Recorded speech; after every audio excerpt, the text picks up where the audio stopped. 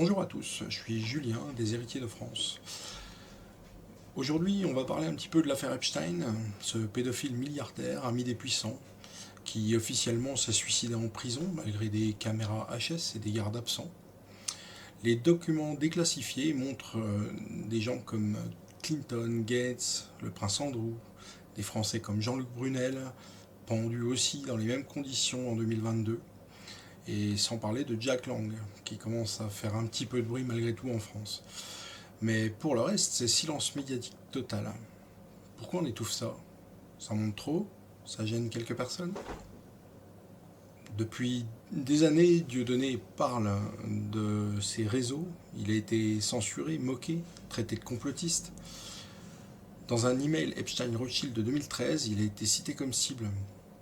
Celui qu'on accusait de voir des réseaux partout se retrouve lui-même à l'intérieur d'un de ces réseaux. Mais il est juste cité comme cible. Et là, c'est pas tout à fait la même chose.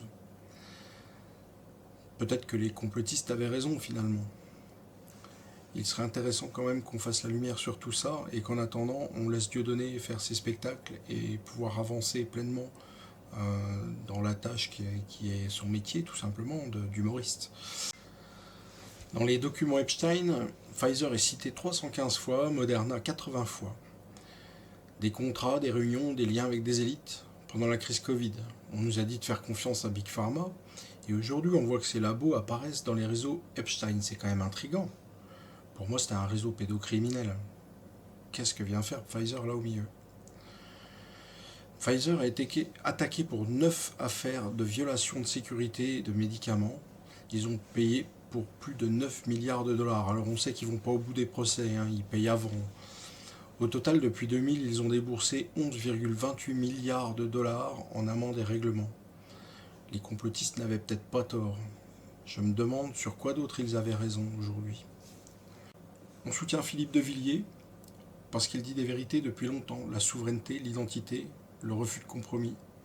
À ce jour, il n'est toujours pas candidat, mais c'est qu'une question de temps. On construit sur le terrain une base pour le porter en 2027.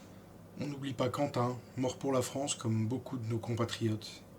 Il a défendu les valeurs de la France, la liberté, la dignité, la fierté française. Que son sacrifice serve à nous réveiller.